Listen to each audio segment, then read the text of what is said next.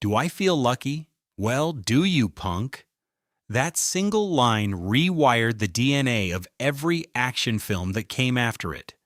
Dirty Harry still sparks arguments, still makes audiences uncomfortable, and still feels dangerously alive 50 years later. Today we're uncovering 18 jaw-dropping facts, casting disasters, real serial killers, and on-set moments that sound completely made up. And we're saving the wildest one for the very end. A bonus fact that will change how you see one of the film's most disturbing scenes. The list starts now. Number 1. The movie had a completely different name. Before it became Dirty Harry, this film carried the title Dead Right.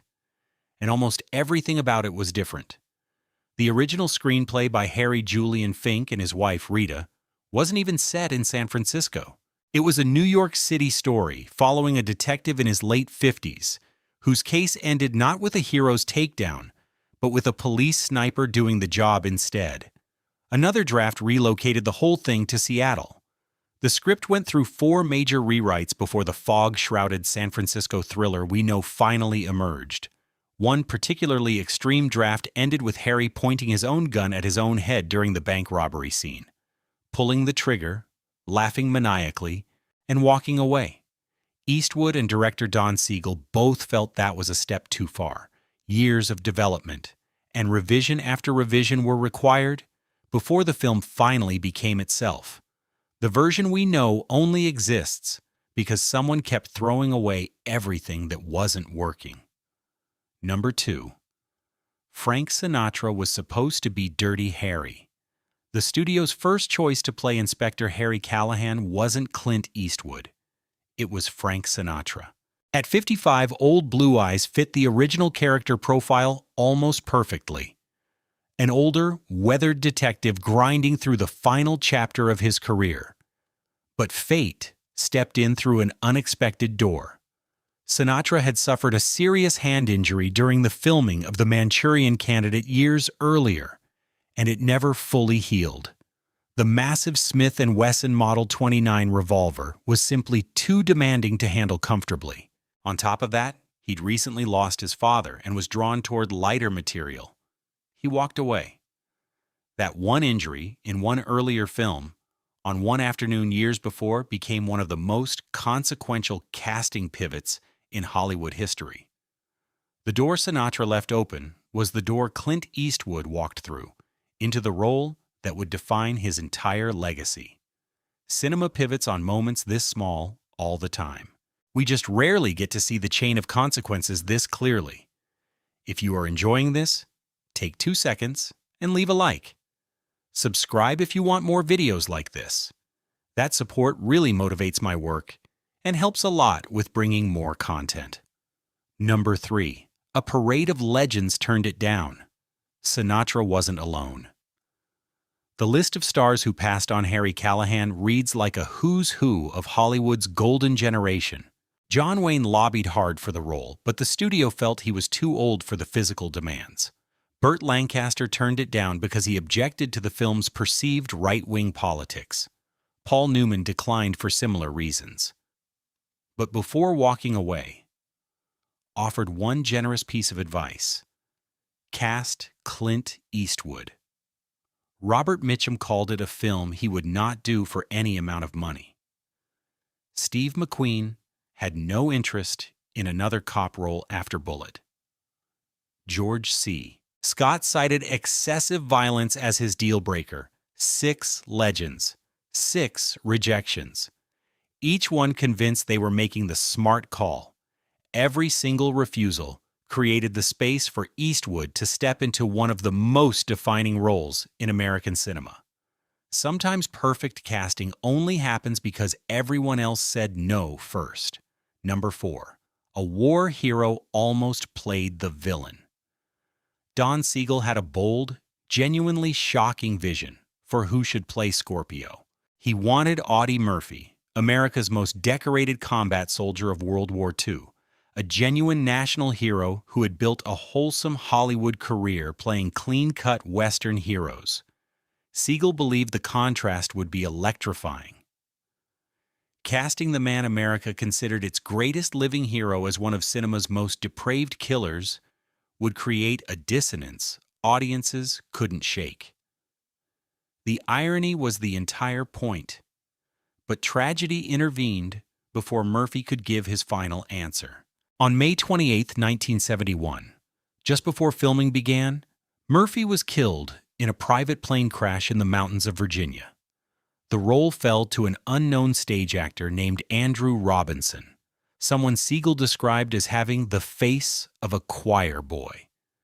That choir boy would go on to deliver one of the most terrifying villain performances in film history. The road that led him there started with a national hero's death. Number 5. Andrew Robinson's terrifying transformation. Andrew Robinson was a complete unknown when he joined the cast. By the time filming ended, he had created a performance so disturbing it nearly destroyed his career. The death threats started before the film even finished its theatrical run. He was forced to get an unlisted phone number. Audiences could not separate the actor from the monster. The role typecasted him for years. Producers were terrified to put him in sympathetic parts. Here's the irony that makes it all stranger. Robinson is a committed pacifist who deplores firearms. Early in filming, he flinched so badly every time he fired a gun that Siegel shut down production and sent him to professional firearms training. Robinson also built an elaborate personal backstory for Scorpio. A traumatized Vietnam veteran whose experiences shattered his grip on moral reality. None of it appears explicitly in the film, but every frame of his performance is soaked in it. That choir boy learned to become cinema's most chilling killer, and it cost him far more than anyone expected. Number 6. The villain's peace sign had a dark meaning. Watch Scorpio's wardrobe closely. He wears a large peace symbol belt buckle throughout the film, and that choice was anything but accidental. Don Siegel placed it there deliberately, and later explained the thinking in interviews. No matter how vicious a person truly is, when they look in the mirror, they remain completely blind to what they actually are. Scorpio isn't wearing the symbol as a disguise. In his own fractured reality, he genuinely believes it says something about him. Combined with his unkempt, hippie-adjacent appearance, the buckle makes an uncomfortable visual argument. Evil doesn't always announce itself with menace. Sometimes it hides behind the symbols of peace. It's the kind of detail that rewards careful viewers even decades later. Siegel was a far more thoughtful filmmaker than his genre reputation sometimes suggests, and that peace buckle is one of the clearest pieces of evidence. Number 7. Clint Eastwood jumped onto that bus himself. The sequence where Harry leaps from a railroad bridge onto a moving school bus looks like it should require a stunt double, extensive rigging, and multiple safety layers. Here's the thing. It wasn't a stuntman. That's actually Clint Eastwood, his face fully visible throughout, making the genuine jump himself. The 41-year-old star insisted on performing it despite significant objections from the production's insurance team. No safety nets, no CGI, no digital trickery of any kind. Just an actor with a complete commitment to authenticity, willingly risking serious injury for a shot that lasts only seconds on screen. When you watch that sequence today, you're seeing something genuinely rare, real physical danger captured on film with a major movie star in frame. It's the kind of old-school practical filmmaking that has almost entirely vanished from Hollywood. Eastwood simply didn't care about the reasonable objections. That gap between caution and total commitment is exactly what makes the moment feel so real. Number 8. The famous ad-lib that made everyone laugh. One of the film's most memorably creepy moments wasn't in the script at all. When Harry corners Scorpio at Mount Davidson Cross and produces his massive revolver, Robinson's reaction, "My, that's a big one," was completely improvised. Nobody wrote it. Nobody planned it. The double entendre landed so perfectly and so unexpectedly that the entire crew lost control. Cast and camera operators were literally on the ground laughing. The take was ruined. They had to reset and reshoot the entire scene. But Siegel loved the improvised line so much he insisted it go back into the final cut anyway, and it was absolutely the right call. That flash of dark, leering humor makes Scorpio feel more disturbing, not less. A villain who makes strange, inappropriate jokes in moments of danger is far more unsettling than a straightforwardly menacing one. Sometimes the best moments in cinema are the ones nobody planned. Before we keep going, subscribe if you haven't yet. Drop a comment telling me which movie or show you want me to cover next with strange behind-the-scenes facts. I read every single one. Number 9. The Gun That Saved Smith and Wesson. Before Dirty Harry hit theaters in December 1971, the Smith and Wesson Model 29 was quietly failing. Despite being a favorite among firearms enthusiasts, general consumer sales had been disappointingly flat for years. Smith and Wesson had actually stopped regular production, manufacturing only small batches as existing inventory depleted. Then Eastwood delivered that monologue, the one about the most powerful handgun in the world. Demand exploded so dramatically overnight that Smith and Wesson couldn't keep up with orders for years. Gun shops reported customers lining up whenever new shipments arrived. Stories circulated that whenever a Dirty Harry film aired on TV, stores would see a measurable sales spike the very next morning. A single monologue in a single movie completely rescued an entire product line. Movies don't just reflect culture. Sometimes they manufacture it. Number 10. The film sparked massive political controversy. When Dirty Harry premiered in December 1971, it ignited a cultural argument that raged for years. Influential New Yorker critic Pauline Kael called it a deeply immoral movie and accused it of functioning as fascist propaganda. A deliberate attack on liberal legal protections disguised as entertainment. Feminist protesters gathered outside theaters holding signs reading, "Dirty Harry is a rotten pig." Heated debates erupted about whether the film honestly depicted law enforcement frustration or was actively glorifying police brutality. Don Siegel's response was disarming. He revealed something that stunned critics on both sides. "I'm a liberal. I lean to the left. Clint is a conservative. He leans to the right."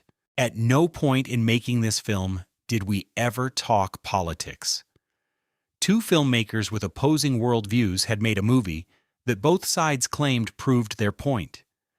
The debate about what Dirty Harry is actually saying continues to this very day, which is perhaps the most fascinating thing about it. Number 11. Clint Eastwood secretly directed a scene.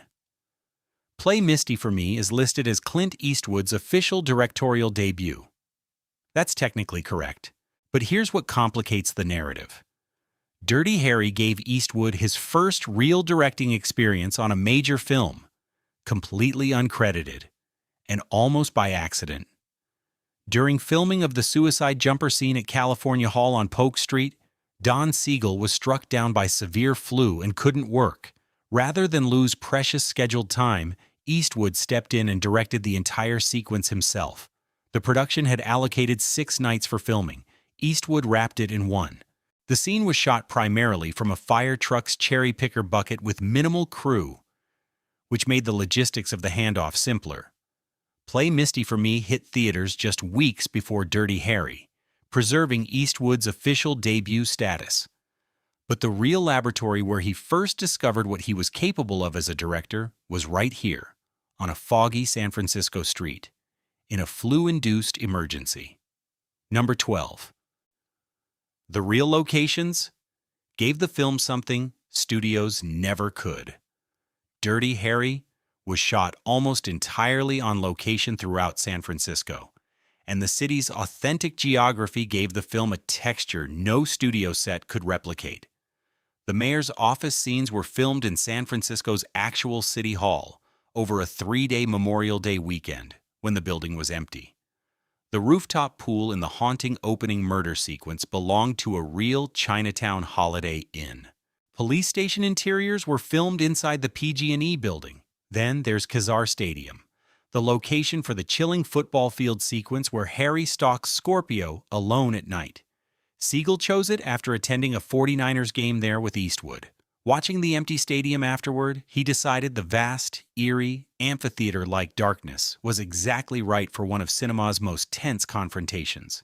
Each real location contributed something specific and irreplaceable to the film's emotional DNA. The feeling that this was a real city with a real monster operating inside it. Number 13. The bank robbery wasn't filmed in San Francisco. Almost every scene in Dirty Harry was shot on location in San Francisco, except one. The iconic bank robbery, where Harry delivers his "Do I Feel Lucky" speech while eating a hot dog, was actually filmed on the Universal Studios backlot in Los Angeles. The reason was purely practical. Car crashes, explosions, and a large-scale shootout are infinitely easier to stage on a controlled studio lot than on actual city streets. The production built convincing San Francisco facades, period storefronts, fake cable car tracks, designed to blend seamlessly with genuine location footage.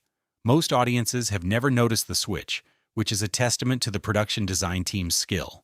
But Eastwood made sure a careful viewer could find the seam by hiding a very specific Easter egg in plain sight inside that same scene.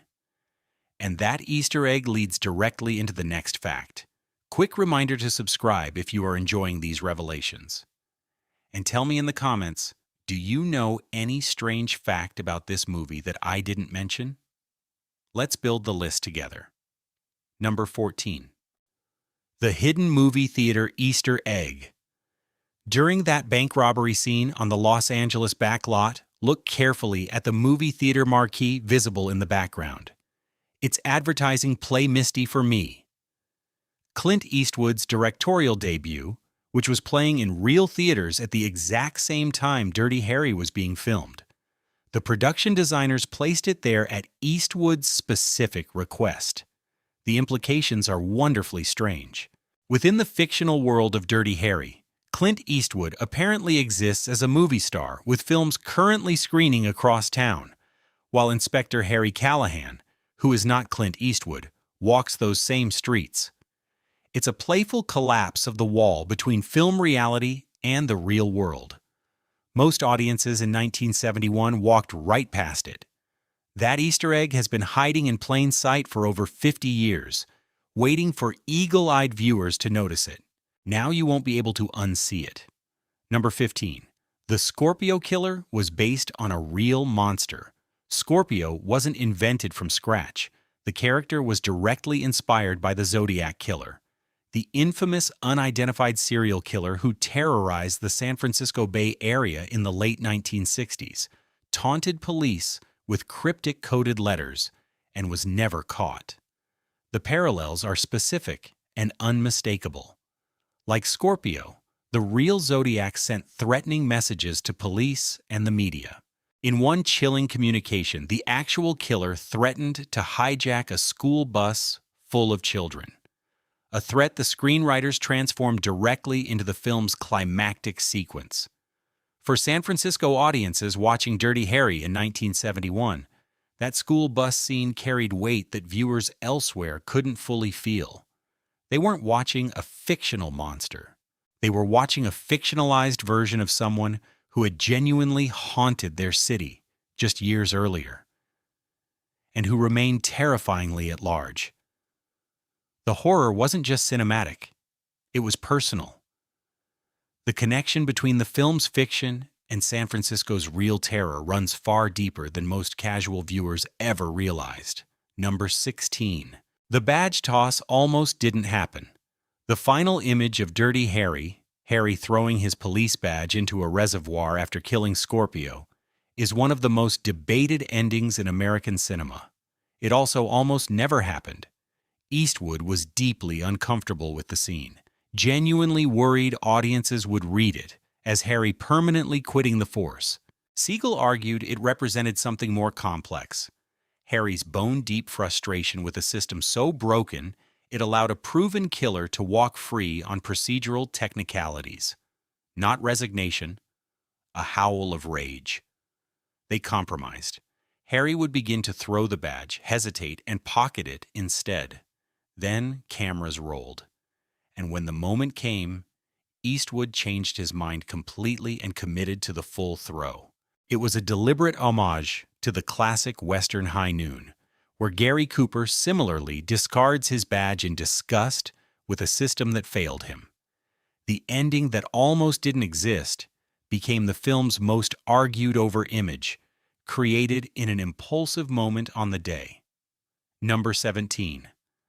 The score invented a genre before the genre existed. Composer Lalo Schifrin arrived at Dirty Harry fresh off landmark work on Mission, Impossible, and Bullet. What he created here fit no existing category. He fused classical orchestration, jazz improvisation, psychedelic rock, and haunting wordless soprano vocals into something music critics would later describe as acid jazz, a genre that wouldn't officially exist for another 25 years. The score was decades ahead of its time in every measurable way. Those propulsive electric bass lines and restless rhythms make even simple scenes feel electric. The eerie soprano voice accompanying Scorpio's scenes functions almost like a human instrument expressing something too disturbing for words. It still sends genuine chills.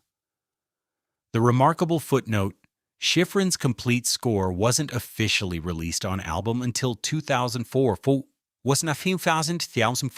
more than 30 years after the film's premiere.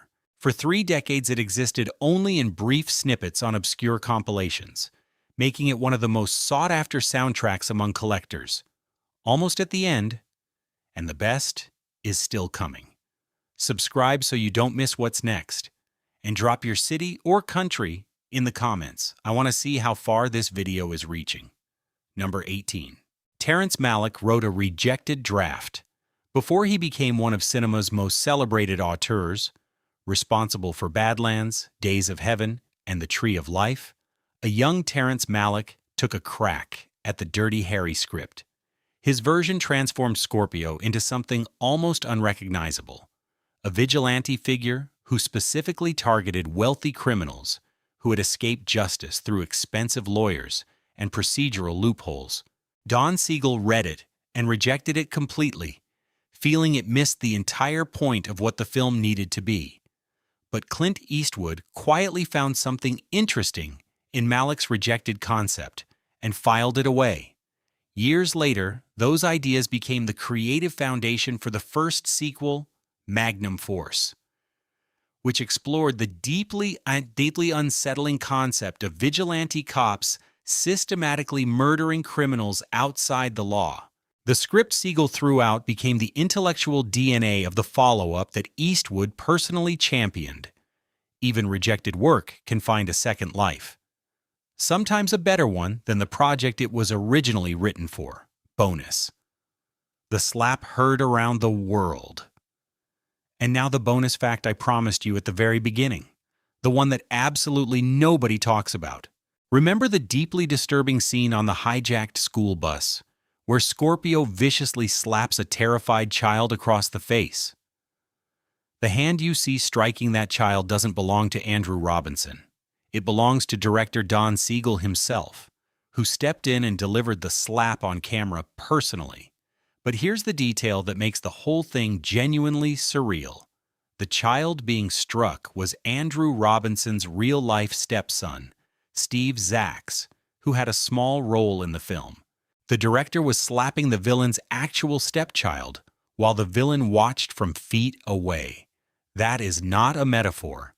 That is what happened on set, documented in interviews, sitting quietly in the historical record for 50 years.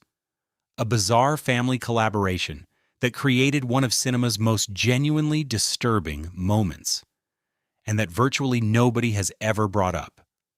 Now you know. And those were 18 strange facts about Dirty Harry. This film is more than a classic thriller. It's a pressure cooker built at a specific, volatile moment in American history, absorbing the anxieties of its era and transforming them into something that still crackles with moral unease more than 50 years later. The Library of Congress selected it for preservation in the National Film Registry in 2012. Not bad for a movie that almost starred Frank Sinatra. If you made it this far, leave a like, subscribe, and comment which fact surprised you the most. Was it the rejected Malick script? The real Zodiac connection? The director's hand in that school bus scene? Tell me below. I want to know. And don't forget to suggest another movie that deserves a list of strange facts. See you in the next video.